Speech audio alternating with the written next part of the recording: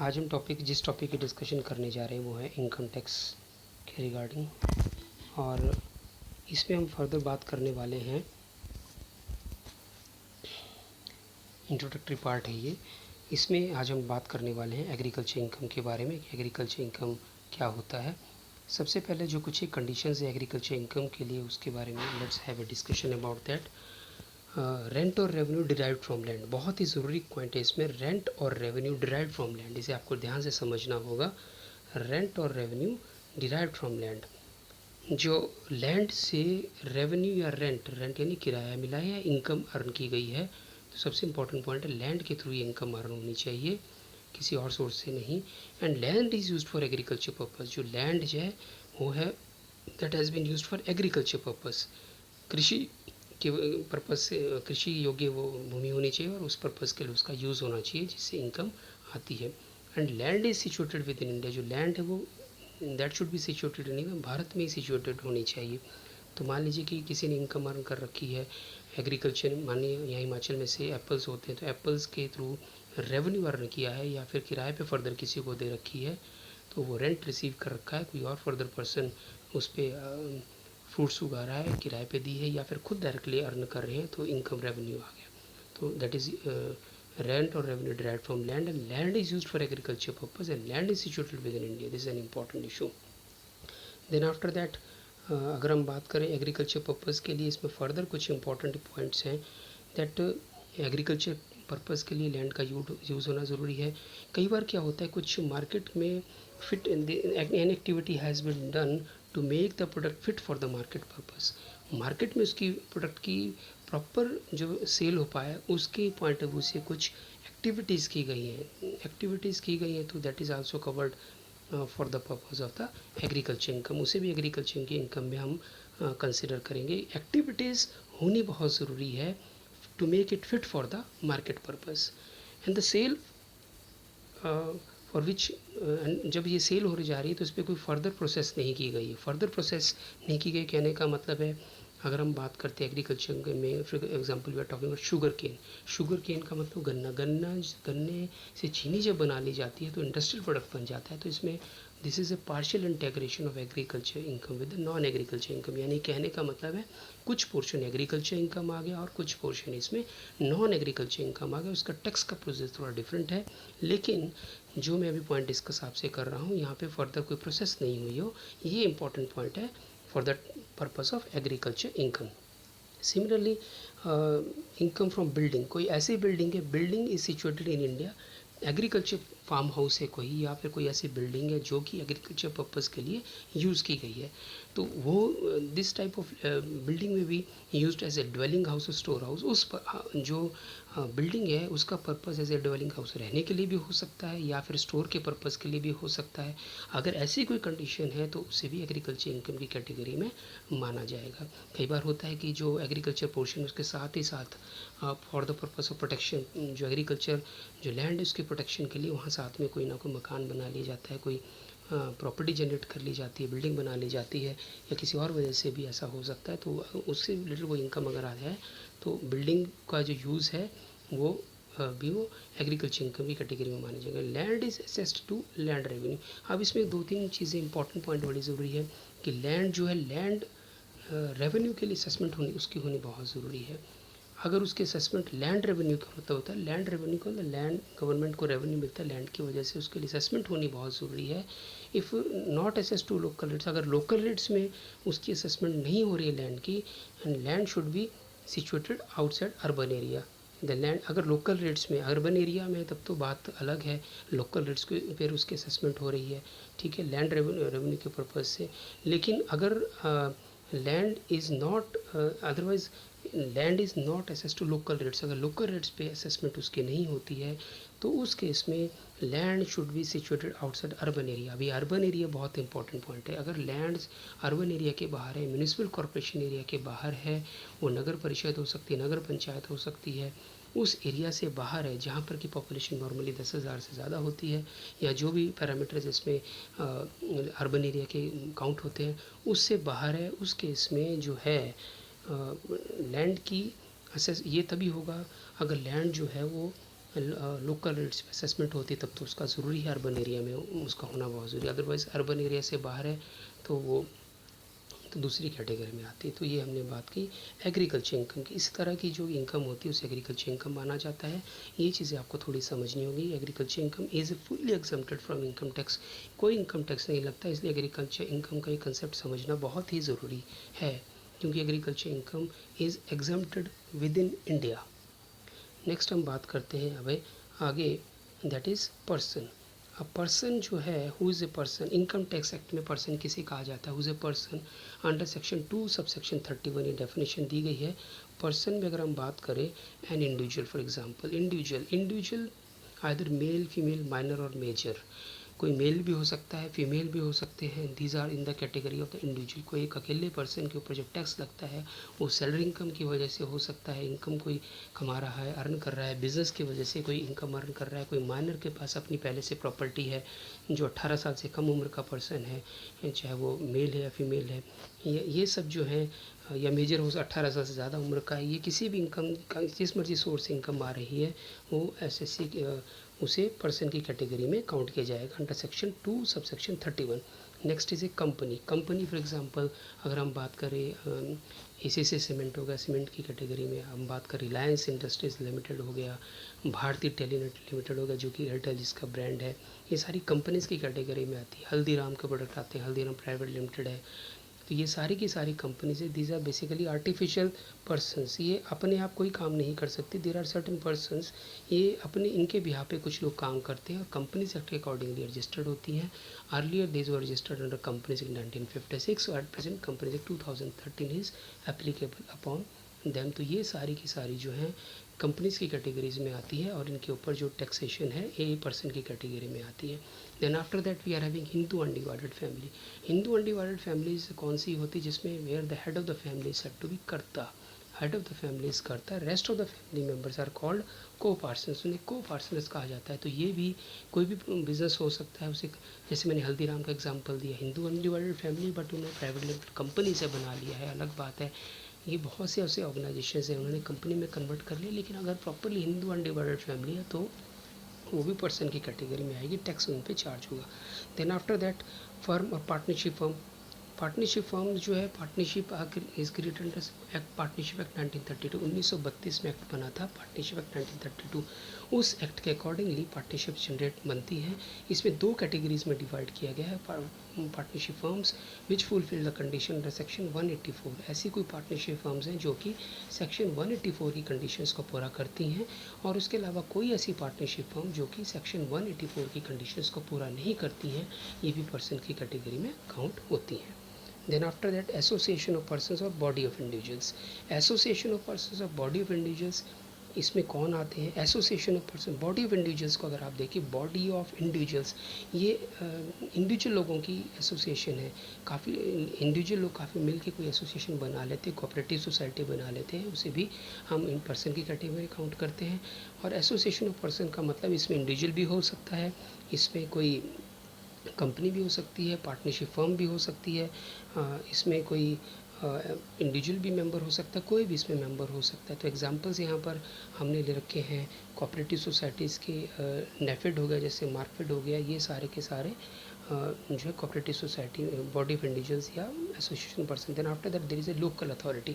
Local authority की category में हम बात करें, लोकल अथॉरिटी म्यूनिसिपल कॉरपोरेशन भी हो सकता है, म्यूनिसिपल काउंसिल भी हो सकता है, देयर कैन बी नगर परिषद, नगर पंचायत, ये ऐसी कोई भी कैटेगरीज हो सकती है। These are counted for the purpose of the local authority and these are taxable separately. इनके ऊपर अलग से इनकी कोई भी इनकम होती है, मान लीजिए इनकी उन्होंने हाउस प्रॉपर्टी के थ्रू इनकम अर्न कर रखी है, जो इनके ज्यूरिसडिक्शन में हाउसेज उनसे हाउस रेंट लेते, हाउस प्रॉपर्टी के ऊपर चार्ज लेते हैं, तो हाउस टैक्स लेते हैं, तो फर्दर वो इनकम उनकी मानी जाती है, तो इनको भी ऊपर भी टैक्स लगता है। इस तरह की जो लोकल अथॉरिटी है वो भी टैक्सेबल है। Then after that artificial juridical persons. Artificial juridical persons category में कौन आती हैं, फॉर एग्ज़ाम्पल मैं बात करता हूँ universities, Himachal Pradesh university, central university of Himachal Pradesh Shimla, Jawaharlal Nehru university JNU Delhi में है, सेंट्रल यूनिवर्सिटी पंजाब में है, सेंट्रल यूनिवर्सिटी ऑफ हरियाणा है, उसी तरह से दिल्ली यूनिवर्सिटी है दिल्ली में। ऐसी बहुत सी यूनिवर्सिटीज़ जो है ये आर्टिफिशियल ज्यूरिडिकल पर्सन की कैटेगरी में, these are created under the state legislature act. State में लॉ पास किया गया, उसके बाद इन्हें बनाया गया, सेंट्रल गवर्नमेंट का कोई लॉ बना उसके अकॉर्डिंगली इन्हें बनाया गया, ये सभी कैटेगरीज में आती हैं। तो ये हमने बात की अभी पर्सन में कौन कौन लोग आते हैं। Individual, Hindu undivided family, firms और association of persons, body of individuals, local authorities and artificial juridical person, ये सब इस कैटेगरी में आते हैं। नेक्स्ट हम बात करते हैं SSC। SSC किसे, क्योंकि SSC की डेफिनेशन बहुत ज़रूरी है। SSC किसे कहा जाता है? जब हम बात करें SSC की, SSC is basically a person by money interest और penalty is by money tax और any sum of payable is under the income tax. किसी पर्सन को जो कि टैक्स पे करना है, कोई भी पर्सन हो सकता है, उसे SSC की कैटेगरी में माना जाएगा। टैक्स देना है, उसे टैक्स पे करना है, या फिर कोई और पेमेंट उन्हें देनी है, तो SSC कैटेगरी में। 3 कैटेगरीज में फर्दर डिस्कस करूँगा। First is ordinary SSC, third is deemed SSC and second is SSC in default. हम बात करें, सबसे पहले हम बात करते हैं ordinary SSC। Ordinary SSC category में वो, these are the SSCs against whom certain proceeding is going on under the act। इस इनकम टैक्स एक्ट के अकॉर्डिंगली प्रोसीडिंग चल रही है, जिनके साथ कोई केस चल रहा है या कोई और किसी वजह से प्रोसीडिंग मतलब कोर्ट केस चल रहा है, कोई और रीज़न की वजह से उसे SSC माना जाएगा। या in the same way amount payable by the person, कोई अमाउंट पे करना है, चाहे वो टैक्स से बनता है नहीं बनता है, लेकिन वो SSC की कैटेगरी में उस पर्सन को इंक्लूड किया जाएगा। एनी अदर पर्सन, कोई और person who is incurring the losses, loss हो रहा है बिजनेस की वजह से और किसी और रीज़न की वजह से लॉस हो रहा है, उसे भी SSC माना जाएगा। ये ज़रूरी नहीं कि इनकम ही हमेशा, रिटर्न फिर भी फाइल करनी पड़ेगी, ये इंपॉर्टेंट पॉइंट है यहाँ पर। Then after that any person by interest tax और पेनल्टीज पेबल, ऐसा कोई पर्सन जिसे कोई पेनल्टी पे करनी है तो उसे भी SSC की कैटेगरी में काउंट किया जाता है। Then after that we are having any person entitled to refund, ऐसा कोई पर्सन जिसे कि रिफ़ंड मिलना है, इनकम टैक्स का रिफ़ंड जिसे मिलना है, वो भी SSC की कैटेगरी में काउंट होता है। देन आफ्टर दैट अगर हम बात करें डीम्ड SSC कौन से होते हैं? डीम्ड SSC में वो SSC होते हैं यहाँ जिन्हें फर्दर डिवाइड कर रखा है for the who are taxable for the income of other person, जिनके ऊपर टैक्स लगता है किसी दूसरे व्यक्ति की इनकम की वजह से। एग्जांपल है, जैसे हम बात करें गार्डियन ऑफ माइनर जो है, जो 18 साल से कम उम्र का पर्सन है, उसकी अगर इनकम है, उसके ऊपर जो है गार्डियन जो है वो टैक्स देता है। फॉर एग्जांपल मैं एक मूवी का आपको देना चाहूँगा, सीता और गीता, पुरानी मूवी थी, उसमें डबल रोल था हेमा मालिनी का, और उसमें गार्डियन से अपॉइंट किया गया था हेमा मालिनी के जो है उनके गार्डियन चाचा चाची को। तो अल्टीमेटली गार्डियन की रिस्पॉन्सिबिलिटी थी कि टैक्स की रिटर्न फाइल करना on behalf of Sita Gita. अगर मैं बात करूँ, टैक्स तो उस टाइम भी था, आज भी लगता है। तो ये एग्जांपल मैंने आपका छोटा सा दिया। उसी तरह से any person deceased person who is dying without writing a will, ऐसा कोई पर्सन जिसकी मृत्यु हो जाती है और वो अपनी विल नहीं लिखता है, ठीक है। तो विल नहीं लिखता है मतलब अपनी जायदाद किसे जाएगी ये नहीं मेंशन कर रखा है। उस केस में क्या होगा, एग्जीक्यूटर्स जिन्हें फर्दर इस तरह का राइट दिया गया है इस तरह की प्रॉपर्टी को डील करने का, वो SSC की कैटेगरी में आएंगे। वो उस पर्सन के, डिगीज्ड पर्सन जिसकी मृत्यु हो चुकी है, उसके बिहाफ पे रिटर्न फाइल करेंगे, जो कि ऐसा तब होगा जो पर्सन अपनी विल नहीं लिखता है। या ऐसा कोई पर्सन जो कि अपनी विल लिखता है, उसके इसमें क्या होगा, मैंने ऊपर कहा विदाउट विल वाला नीचे है पॉइंट, और राइट्स द विल वो ऊपर मैंने गलती से आपको कह दिया। अगर विदाउट विल है, अगर कोई पर्सन विल नहीं लिखता है तो उसके इसमें एल्डेस्ट सन विल नहीं लिखता है। ऊपर मैंने आपसे पॉइंट जो डिस्कस किया that was the person is writing the will लिख रहा है अपनी, तो उस केस में डिकीज्ड पर्सन के एग्जीक्यूटर जो है उन्हें डीम्ड SSC माना जाएगा। लेकिन किसी पर्सन ने अपनी विल नहीं लिखी है तो eldest son will be related as a deemed SSC, उसकी रिस्पॉन्सिबिलिटी बनेगी। या फिर लीगल हीयर्स, कानूनी तौर पर जिन्हें अधिकार दिए गए प्रॉपर्टी का, वो पर्सन जो है वहाँ पर SSC इनकम टैक्स पे करने के लिए लायबल होंगे। उसके बाद है माइनर्स, ल्यूनेटिक्स, इडियट, कोई ऐसे 18 साल से कम उम्र का पर्सन जो है, या फिर इडियट जो दिमागी तौर पे अपने निर्णय नहीं पाता, ऐसे के पर्सनस में जिनके पास इनकम होती है, वहाँ उनके इसमें गार्डियन ने अपॉइंट कर रखा है, वो वहाँ पर डीम्ड SSC माना जाएगा। Next category is SSC in default. SSC in default अगर हम बात करें, इसमें कौन लोग आएंगे? ऐसा कोई पर्सन जो कि अपनी रिटर्न फाइल नहीं करता है, fails to fulfil the statutory obligation, जो कानूनी तौर पर कुछ जो दायित्व बनते थे वो पूरे नहीं कर रहा है पर्सन, उस केस में एसएससी इन डिफ़ॉल्ट, क्योंकि एसएससी इन डिफ़ॉल्ट माना जाएगा, उसके दायित्व पूरे उस पर्सन को करने होंगे। अदरवाइज, जैसे फॉर एग्जांपल मैं आप बात करूँ, employer have to pay the to the employee the salary after deduction of the tax deducted its, वो TDS, टैक्स काटने के बाद ही, और उस टैक्स को डिपॉजिट गवर्नमेंट ट्रेजरी में करना होता है। अगर ऐसे एम्प्लॉयर नहीं करता है, टैक्स नहीं काटता है एडवांस में, TDS नहीं करता है, तो उस केस में एम्प्लॉयर की रिस्पॉन्सिबिलिटी बनती है and employer is in default. ठीक है, तो मान लीजिए कोई प्राइवेट ऑर्गेनाइजेशन, प्राइवेट भी हो सकती है, गवर्नमेंट ऑर्गेनाइजेशन है, वहाँ पर उस ऑर्गेनाइजेशन को एम्प्लॉय को सैलरी देने से पहले उसका रिटर्न जो है एक्सपेक्टेड जो टैक्स बनता है उसे काटना होता है, गवर्नमेंट के ट्रेजरी में अकाउंट में डिपॉजिट करवाना होता है। अगर एम्प्लॉयर ऐसा नहीं करता है, गवर्नमेंट का या प्राइवेट सेक्टर कोई एम्प्लॉयर, तो उस केस में वो पर्सन जो है एम्प्लॉयर जो उसे डिफ़ॉल्ट में माना जाएगा। तो हमने अभी बात की एसएससी की 3 कैटेगरीज़ की, deemed SSC, SSC in default and ordinary SSC. SSC के बाद अगला हमारा जो पॉइंट है that is related to income tax के पॉइंट ऑफ व्यू से फाइनेंशियल ईयर किसे माना जाएगा। मैं आपको थोड़ा सा आपको बताना चाहूँगा, जब हम फाइनेंशियल ईयर की बात करते हैं अकाउंटिंग पॉइंट ऑफ व्यू से, फाइनेंशियल अकाउंटिंग में 1 अप्रैल को अकाउंटिंग फाइनेंशियल ईयर शुरू होता है, it's and on 31 March next year, 31 मार्च को अगले साल वो ख़त्म होता है। लेकिन कई बार क्या होता है, person can maintain accounts on other basis, किसी और वजह से भी किसी पर्सन ने अकाउंट्स मेंटेन हो सकते हैं, जैसे फॉर एग्जांपल दिवाली से दिवाली में कोई अकाउंट्स बनाता है, या 1 जनवरी से 31 मार्च के बीच में, अगले 1 जनवरी से लेकर 30 अप्रैल के बीच में अकाउंट्स बनाता है, या फिर किसी और फेस्टिवल की वजह से हिंदू नववर्ष के हिसाब से बनाता है। तो उस केसेस में क्या होता है कि अकाउंट्स जो फाइनेंशियल अकाउंटिंग कुछ और कहता है, लेकिन इनकम टैक्स के पॉइंट ऑफ व्यू से सभी को यूनिफॉर्म प्रीवियस ईयर फॉलो करना पड़ता है, यानी कि 1 अप्रैल से प्रीवियस ईयर शुरू होगा and it will and on 31 March next year. ये मैंने आपको यूनिफॉर्म प्रीवियस ईयर मेंशन किया है। 1989-90 के बाद सभी को कहा गया कि 1 अप्रैल से लेकर 1 अप्रैल 1 year and ending on 31 March next year, उसमें इनका जो है वो प्रीवियस ईयर असेसमेंट ईयर उसे माना जाएगा। उसके बाद अगर हम बात करते हैं, सबसे पहले हम बात करते हैं प्रीवियस ईयर की। प्रीवियस ईयर कहते किसे? The year in which income is earn, जिस ईयर में इनकम अर्न की जाती है उसे प्रीवियस ईयर कहा जाता है। For example 2019 and 20 income previous year 2019-20 में दैट वाज स्टार्टेड ऑन 1 अप्रैल 2019। 2019 के 1 अप्रैल को ये प्रीवियस ईयर शुरू हुआ और 31 मार्च 2020 को प्रीवियस ईयर समाप्त हुआ। यानी इस दौरान कोई भी इनकम अर्न कर रखी है तो उसमें प्रीवियस ईयर वो माना जाएगा।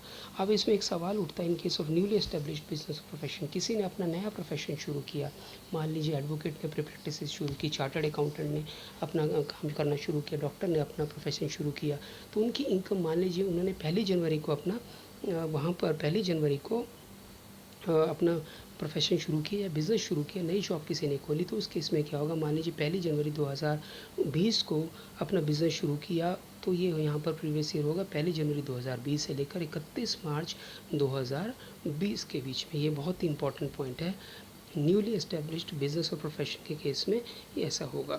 तो कुछ एक एक्सेप्शंस भी हैं, एक्सेप्शंस की बात मैं भी नहीं करूँगा। अब उसके बाद आता है असेसमेंट ईयर। असेसमेंट ईयर वो ईयर होता है जिस ईयर में इनकम टैक्स पे करना होता है। जैसे मैंने कहा प्रीवियस ईयर जो था वो था प्रीवियस ईयर जो था वो था 2019-20, असेसमेंट ईयर हो गया 2020-21, यानी ये this will commence from 1 April 2020 ending 31 March next year 2021, यानी कि 1 अप्रैल 2020 को ये शुरू होगा और इसका जो अंत होगा वो होगा 31 मार्च 2021 को। तो प्रीवियस ईयर का कंसेप्ट और साथ में असेसमेंट ईयर के कंसेप्ट को समझना बहुत ज़रूरी है ईयर के कंसेप्ट के पॉइंट ऑफ व्यू से। तो ये हमने डिफरेंट डिस्कशंस अभी आपके साथ की। एसएससी के बारे में मैंने आपको बताया, एग्रीकल्चर इनकम के बारे में बताया, उसी तरह से previous year, uniform previous year, assessment year, ये सारी चीज़ें आपसे मैंने डिस्कस की। एंड आज का टॉपिक यहीं क्लोज होता है। Thank you so much for listening the topic. Thank you.